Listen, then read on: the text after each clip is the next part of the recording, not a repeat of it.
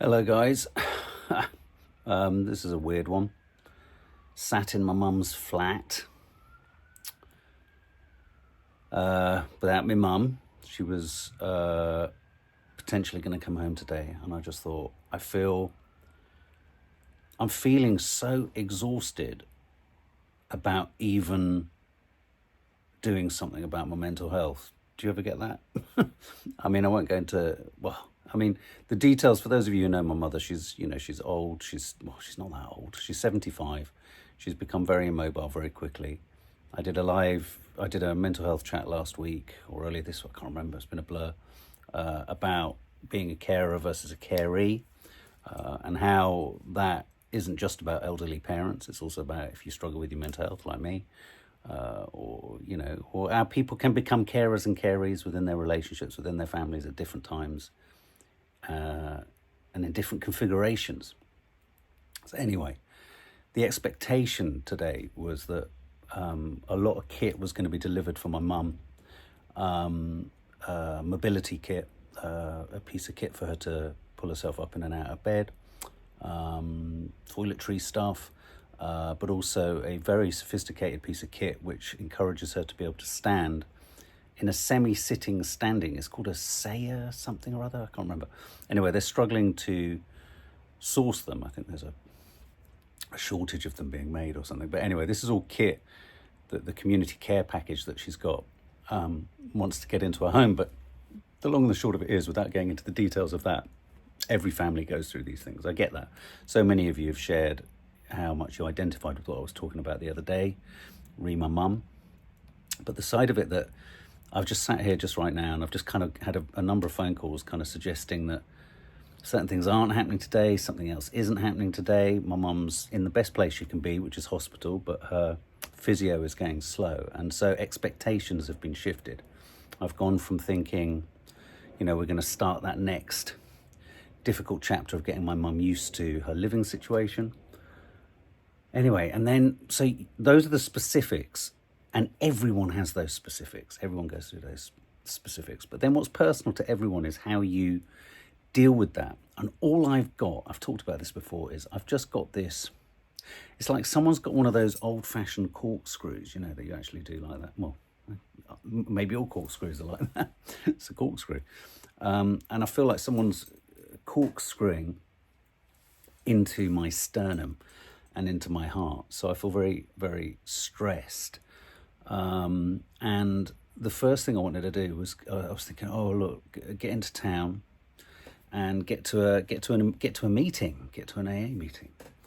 But I just wanted to talk about briefly the exhaustion with self-care that one can have, where you get to a point where you kind of just want to, you can't be, and it sounds awful, but you can't be bothered. And the reason you can't be bothered isn't because you're spiritually lazy, or you're not thinking of others, or you can't be asked, and da-da-da-da-da. It feels like that, and and that's why you feel bad about it. But actually, I was thinking, I need to get to a meeting. I don't want to talk to anyone. I don't want to talk to anyone. I don't want to have to even deal with the incredibly warm welcome that you get on every doorstep or entryway to an AA meeting. I can't face it. But then I get to the point where I think, I don't know if I can even engage with someone to get a coffee. And then it's like, you got your kids, it's their last day before things start again, and you're sort of like, I don't know if I can meet my expectations of what I need to be. And then the worry is that you don't feel you can meet the expectations others have of you. And then another part of me doesn't want to go and sit in a room and just, although connect and identify and relate to what everyone's saying in terms of addiction, in terms of how addiction and a compulsion towards addiction is a symptom of underlying mental health issues. I don't want to think of myself in those terms. And yet I can't escape my head or my heart. I'm not even overthinking. I just feel emptied. I don't feel empty. I feel emptied. I feel like someone's just kind of gone inside me and used, like trawler dredged my heart. I just feel kind of caved, like when you hollow out a vegetable to stuff it with stuff. I feel like I've been hollowed out. And I'm doing stuff for the channel. I'm editing bits and bobs. I'm, looking at the news. I've got a couple of reviews to do. I was editing my film yesterday. But everything is happening through... It's like I'm kind of... It's like I'm in a suit of armour. But I don't feel protected. It's really weird. It's really weird. And it's really hard when you're looking at things around you, and I am asking questions like, well, what is the next stage? What, not just of my mum, but what is the next stage for the world? What is the next stage for all of us? And if you start to go down that route, fucking hell. A certain amount of futility creeps in. And it's really weird that I find myself waiting in my mum's flat, and I have been waiting for the delivery of something that now looks like 2 hours late. It's not going to happen. I don't feel angry with anyone. It feels like there's issues. There'll be someone somewhere will be struggling and striving and stressing to make it work, but they can't. And I just feel like I'm waiting for Godot. That play, Waiting for Godot.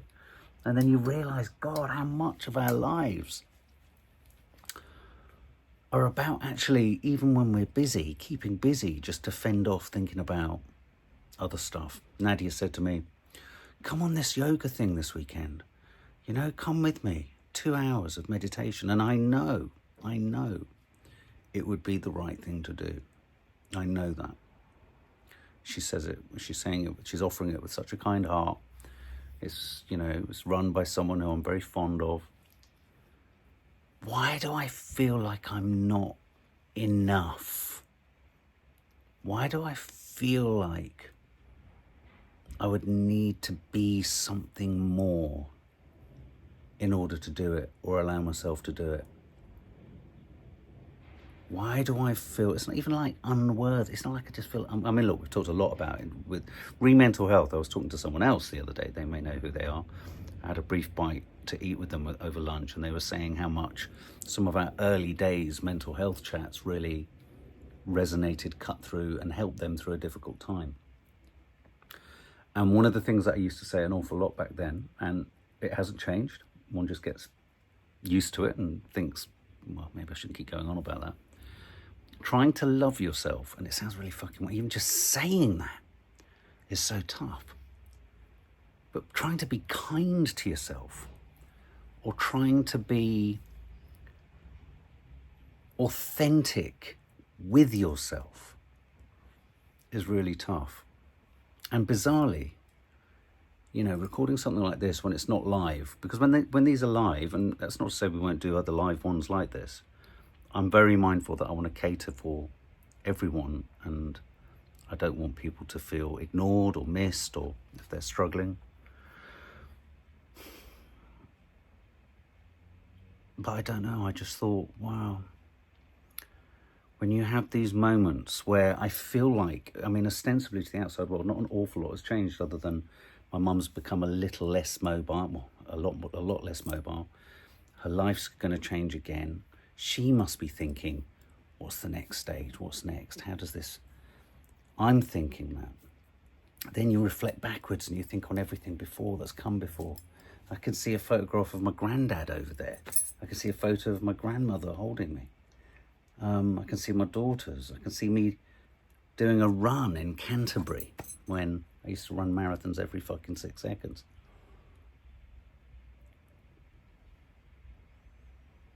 What is it all about, guys? What is it all about? So I feel just opening again, it's the act of opening your mouth and saying something, even if what you're saying makes no sense, has no point, has no narrative. I love that I used it in a review I did the other day. David Lynch said, the director said something along the lines of, You know, when people would he'd get annoyed because people would go, well, I don't really understand what your film's about. I don't understand the point of it. I don't understand what it's saying. And his line on that is, when so much in life doesn't make sense, why do we expect stories? Why do all stories need to make sense? And I think that the fact of the matter is that life as a story, because we're encouraged to think that a life, and I'm looking at my mum's life through everything that's around me here, we're encouraged to think that life is a story, aren't we? There's a beginning, birth, there's a middle, then there's the end, death. But a story, when you're it, or you're inextricably entwined with it as a relative or a friend, or things don't just keep getting better. Because if they did, that's what I try to stress to my kids sometimes. But I can't imply, at times like now, I can't apply it to myself. If it was about things just getting better, then when it came to like 70, 80, my mum's age, we'd be doing everything we ever wanted to do at our best, because we've had so long to get used to doing it. But life doesn't work like that. The peaks and troughs of life aren't about just, oh, I've achieved this or I did this. They've got to be about how you feel. They've got to be about self. They've got to be about connection. But what do you do when you feel like I feel today, where I have this fucking tattoo that says only connect, and it's a fucking credo that I sign up to and believe in. But right now I don't want to connect to anyone or anything. I don't feel like I can connect. I don't feel like I can connect with the silly lightness of silliness. I don't feel like I can connect with the deep, dark seriousness of seriousness. I feel disconnected from my ability to connect with anything. I feel disconnected from my mum. She's fast asleep. She's relatively oblivious because she's on all sorts of painkillers. I really don't know what I'm saying, other than it's very strange being in my mum's flat without her. And whilst I know I should be taking myself off somewhere to do something caring for myself, I can't. So I just thought I'd record this and depress you all instead. Sorry.